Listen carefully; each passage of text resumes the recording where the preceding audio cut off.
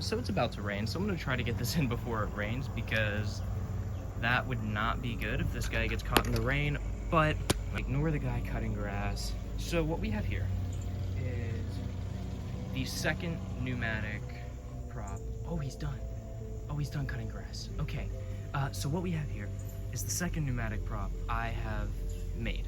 So I've made, well, I fully made 2 pneumatic props, and I am in the middle of my third, which is taking way longer than I would have liked, but you'll see him on my channel. He's the Exterminator. He's really cool. I'm hoping to finish him before Halloween this year, but I don't know if that's gonna work out. But this is my second ever pneumatic prop that I made back in high school. I'm a big fan of how he turned out. He's really cool, he's really effective, he got a lot of scares last Halloween. And yeah, he's a scissor mechanism prop. Now, I'm gonna show off this guy. I think he's really cool, but do not build him the way that I built him. I took the easy way out. I took some shortcuts. Don't do it like this. Don't do it like this. Still a really cool prop. I still love using it, but he's not built great, and that is completely my fault. I have no one else to blame. So, let's just take a look from the bottom to the top before I activate him. Down here, we have a base that is way bigger than it has to be. This thing is huge.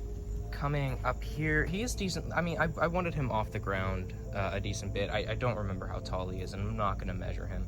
I probably should have added more supports, because this whole thing is just on this one pole in the middle, which is probably not the greatest. I think this is like I want to say this is like around a 6-inch cylinder, maybe a little longer, but this thing is massive.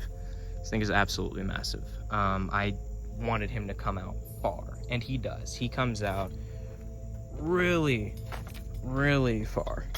Really far.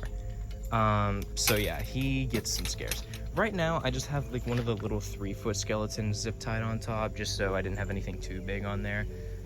I'm probably gonna replace it at some point, but for now, I think he's fine if I just like put him behind a bush or something, which is kind of how I had him last year. I don't have any scare footage, but I'm hoping to get some this year.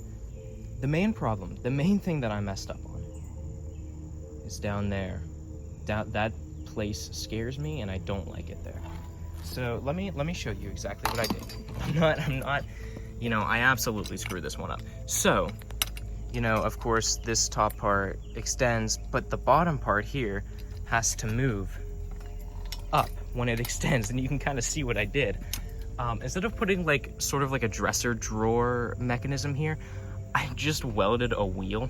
I just welded an old metal wheel, because it was just sitting in like the scrap parts bin. So I just welded an old metal wheel onto the bottom here.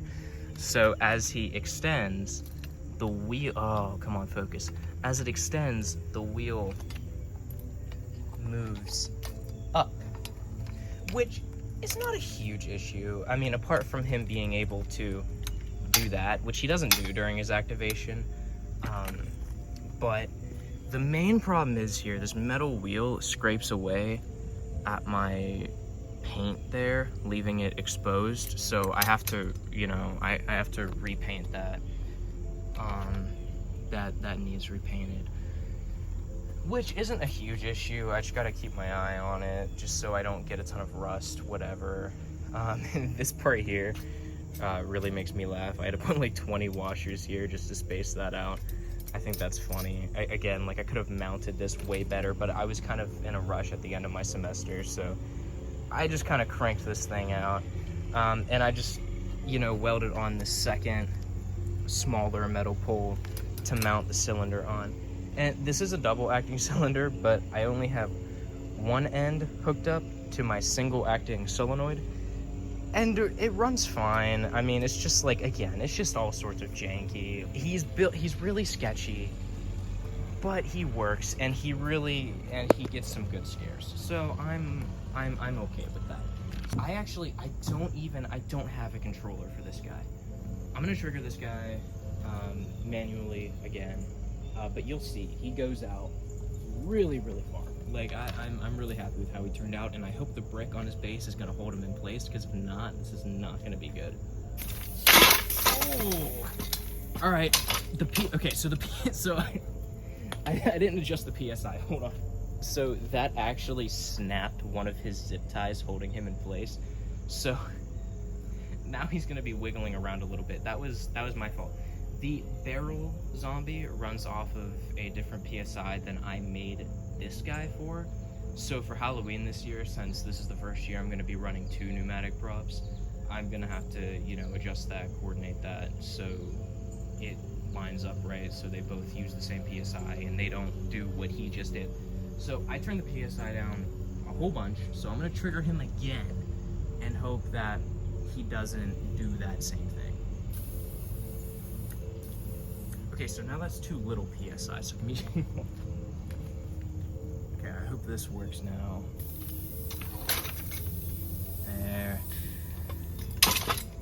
Again, I have to, like, I guess he's still kind of a work in progress.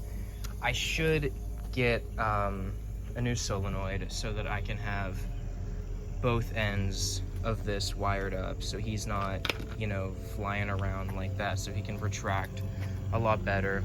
I need to adjust his flow controls. Because again, it's been so long since I've touched this thing. I need to play with it a little bit. But my barrel zombie, he was running on, I think, around 60 PSI when I powered him up. This guy, I just adjusted it so he was running on 30 PSI in that activation. So again, like, I'm gonna have to do a lot of playing around, but I figured I'd just show him off real quick since I already have the air compressor out here. But yeah, I hope you enjoyed. I hope you learned from my mistakes, and I'll see you all in the next one.